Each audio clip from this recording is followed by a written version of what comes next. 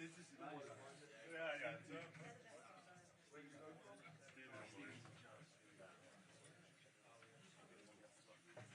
hold on a minute. Oh, smooth. Yeah, he's alright. Is that a warm-up? Yeah. Do you play crouching? Yeah. Is it me? Yeah. I think you take your pick. That was a good action. That. Five's my favourite number. There we go. There we go. The eye play there. He's on play there. Just practice how you go. No, practice. So it's 3 dots, right? Yeah. I don't know where to go. Now we're playing. Now we're playing. Big game player. Big game player. Oh, there's troubles everywhere. Who's going first? Right, you're first. I can't see. I need to see what I need to do.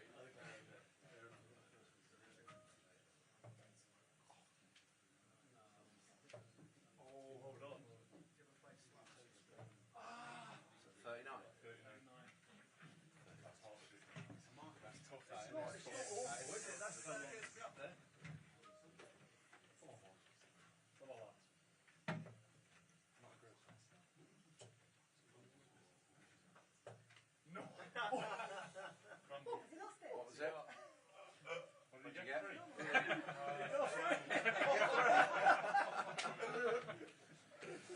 Come on now. That was a try. Good darts, isn't it? Right, nothing else. Thank you. Everyone's got to meet all that concept. Hello, Cameron. We'll do our pod segment. Okay. Yeah, got everyone ready. Yeah, you're right there. Right. You can. Yeah. Gary, you okay to do that after, for the press conference first? After? Yeah, we can do the press conference first. Oh, okay. Yeah, Morgan do this first. Because these guys are all waiting, so we'll go after. Yeah, sorry.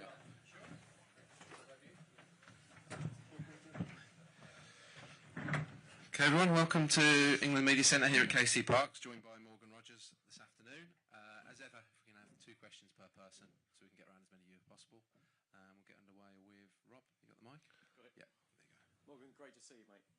Look, we've seen some amazing scenes all over social media of you guys celebrating over in Mexico City. We've seen John Stones pretending he's got a shoulder injury. We've seen the manager dancing around the change room. We've seen Harry Kane lose his voice. I mean, try and give us an insight, can you, into the celebrations after that? Just how special it was, how much it meant to you guys. Yeah, I think everyone would say it's probably the best way to win in the sense of when you go through so much adversity in the games, so many tough moments in the game, and then to come out on top, that feeling of when the final whistle goes and that relief of kind of backs against the wall for the last 20 minutes or whatever, and once it goes, that relief and then that excitement and joy of what we've accomplished and what we did, and yeah, the changing room and all that was a great place to be at the time. And yeah, I think we were a bit tired and a bit dead afterwards, I'll be honest. I think it took a lot out of us, and we all stuck together, but it was a lovely moment to be a part of.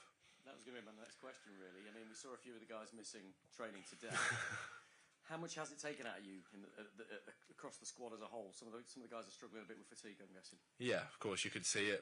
Everyone was giving everything. Obviously, we were down to 10 men, everyone playing for an extra person and giving their all. And yeah, a few players have obviously played a lot of minutes this season, a lot of minutes in the tournament, and yeah, just resting the legs. But I'm sure everyone will be fit and raring to go. It's another opportunity in a couple of days to go again, and we'll be ready for that. Thanks. Hi Morgan. As you said, it was backs against the wall at times in Mexico in their own stadium. So what's it meant for the team knowing you can produce those performances, you can go through that adversity in a massive game? I think it was more about showing everyone else. I think we knew that within ourselves, that we had that extra bit, that what it takes. Everyone can be a good team, everyone can have good players and win games off ability, but we knew we had that difference of togetherness, grit, determination that I think hadn't been shown yet in the games we've played and the way that they've gone. It hasn't necessarily required that. So a game to require that and to win that way, I think, showed to the world that we can win in different types of ways with different atmospheres, different environments that you have to go through as a team. And to do that, I think gives us a lot of confidence, but I think gives the fans back home and everyone that extra bit of belief that no matter how the game's going, we'll find a way, and we've got the ability to find a way. So I think that's the most important thing coming from the game. It's been a special season for you as well. Europa League Player of the Season, won a trophy, now here, and lots of talk about you starting in for England and also club stuff as well. So how have you done with all that talk around your name alongside that success? Just take it day by day and enjoy it. They're the right conversations to be in. That's the most important thing. That it shows I'm doing something right and I'm going along the journey and going along the step in a forward direction. That's all I want to do. I want to improve it and get better. And yeah, being in the right circles and being in the right environments allows me to do that. So those conversations are nice. I won't let them get too ahead of myself. But yeah, they are nice to when people do talk about me in that way or want to put me against other players of ilk, class or quality. That it's just an honour to be a part of it and to compared to where I was and where I've got to. So yeah, it's really nice. Morgan, wanted to ask about two of the guys in the squad you're really close to. Firstly, Jordan Henderson, who you said earlier in the tournament was the best person you've ever met in football. Maybe just to elaborate a bit on that, and also what it says about him that despite the fact he's got a broken bone, that he still wants to be around this group and have an influence right until the end of the tournament. That just shows exactly what he's like as a person and as a guy, and I think hopefully he can be still involved with us going for the rest of the tournament. He's not going to rule himself out, and neither are we. I think the belief he's got in his own body and his ability and his confidence and the way he is and what he kind of represents as a person is massive to our group, and he's everything really, and kind of the heartbeat of the group. And yeah, to see him this morning smiling and still as happy as he ever is, no matter what's happened in the last 48 hours or whatnot, it's so nice for us to just see him, and yeah, hopefully we can get him back out on the pitch as soon as possible, really. The other player is Jude, and when we spoke before the tournament, you said that sometimes you feel he's maybe a bit misunderstood, misinterpreted. The reaction he gets from the fans in the stadium is amazing, and he's playing like a man possessed in this tournament, isn't he? Yeah, I told you all that before. I said that you would. I'm not surprised, and neither is anyone in the squad, of how he's played, how he's performed, how he's taken big key moments in games. Even the game the other night, probably didn't start the game the way we've liked, and in the space of 5 minutes he's put his fingerprints on the game and kind of taken hold of the game, and that's the type of player he is, and that's the type of players you need in big moments, in tough environments, tough atmospheres, when things aren't going your way. You need your best players to stand up, and he's done that in pretty much every game so far, and yeah, we're not surprised. You're right. Yeah, I don't think anyone else should be surprised, really. He keeps on doing it time and time again. Nice to see you, Morgan. With that in mind, Jude ended up playing up top towards the end. You've done that for Villa as well, a couple of times this season. Is that something you maybe see as could be a future position for England? Yeah, maybe. I think we're happy to just do whatever is required in that moment, and we'd probably bring a different quality if we were to play in that position. Me and Jude, as to like of Ive or Ollie, possess different qualities, and that's what a squad's about. It's about everyone utilising them. Whatever the game needs might determine what type of player is needed in that position. And yeah, I think we're all ready. I think you can see we're all ready to give our all in whatever position is required, really. Ollie Watkins sat here last week, maybe the week before, lost track of time, and said you can go all the way to the top. What would the top be for you? What a question. The top would just be fulfill potential. When you're a young player, everyone talks about potential and about and what does that really look like, and it's about being consistent. I think it's the main thing. I think showing it in glimpses and spells is all nice and well, but you want to be able to do it on a consistent basis. I look at players in the room, in the training ground, like you likes of Harry Kane, you Judes. They've done it for 5, 6, 7, 8 years consistently, and that's the difference from a good player to a great player, and kind of that next level. And I want to take that step. I want to be in those conversations as the best player in England. I want to be in those conversations as the best players in Europe, and I've still got a long way to go and a lot of learning to do and a lot of development. But yeah, I think I'm on the right path of doing that, of learning from these players and just kind of getting my consistency right. I think that's the main thing about consistency. That is what is the key to being the best. Henry. Morgan, hi over here. Good luck in Miami. Thank you. Just back in the dressing room and the John and Declan sort of comedy double act. I mean, for 9 months they were rivals during the season, obviously City and Arsenal.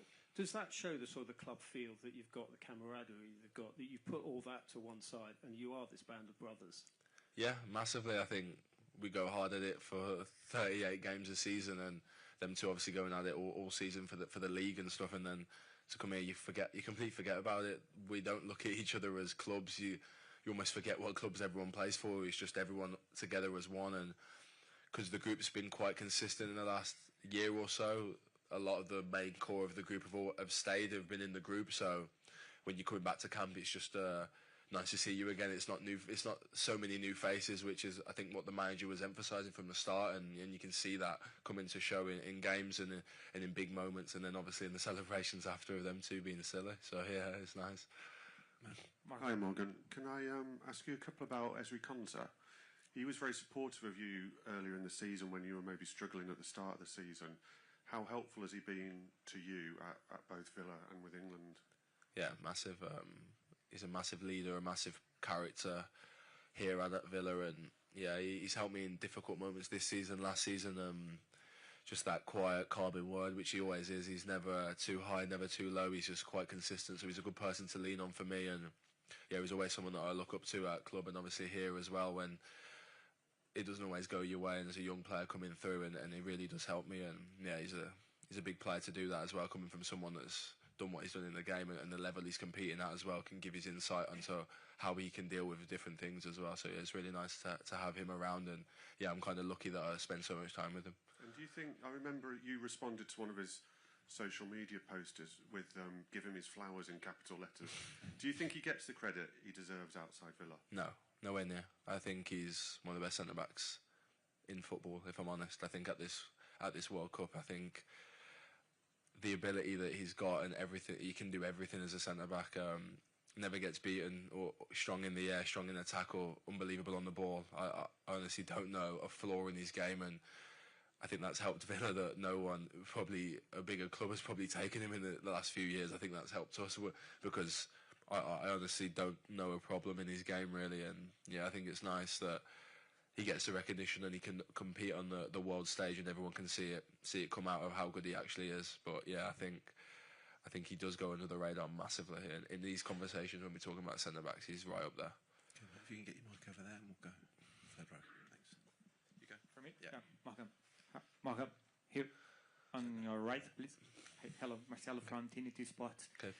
You have a particular anthem this World Cup Wonderwall. How is being after the matches, going to the crowd and singing with them? Did you know the lyrics before?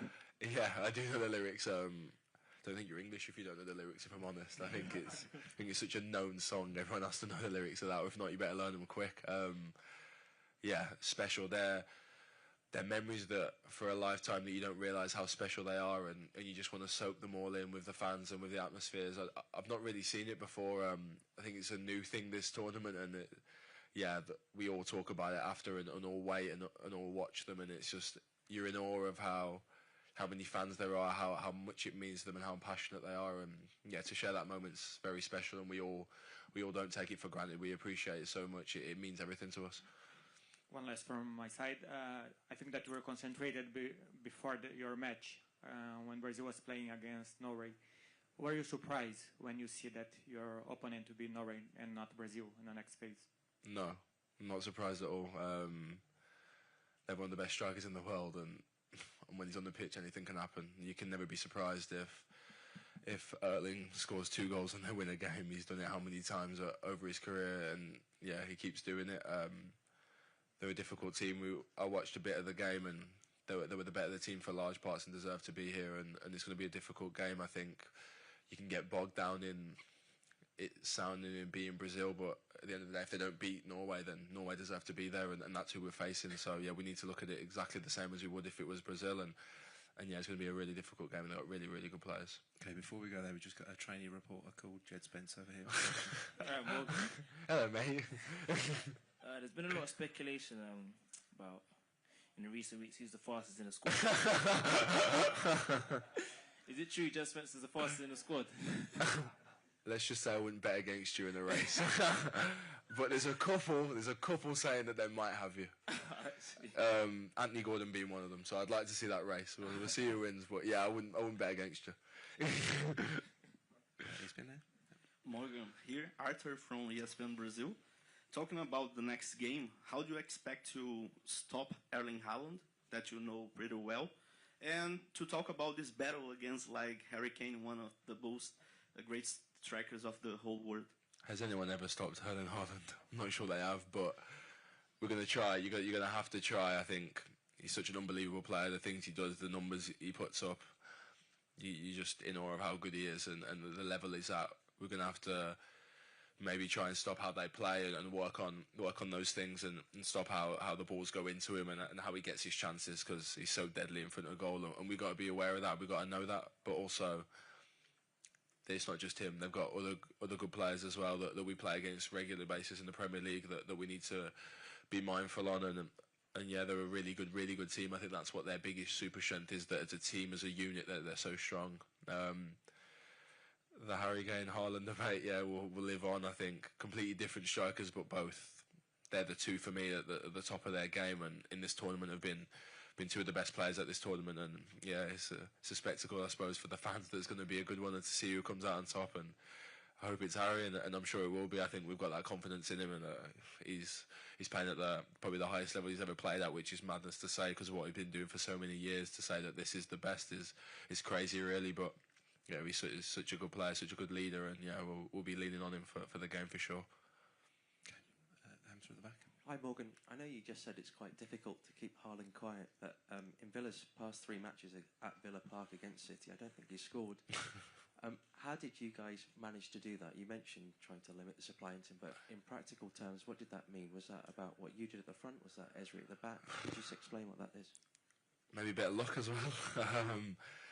Yeah, I think we've done well in those games against City, and we've won those games, but every game's a different game, and you can just turn it on with a click of a fingers. I think we've just got to be so focused, so aware of the runs he makes, of where he is in the box especially, and how deadly he can be. I know we've done well as Villa, and yeah, Ez is obviously a great defender to have on your side to come up against him, but I don't think it's just Ez. I think it takes a whole team effort to stop someone like that and stop their supply line, and that's what we've got to kind of look at what they do as a team and how well they are and how he creates them chances and try and nullify them as best as possible. But it's going to be difficult because not many people can. So yeah, we'll be ready.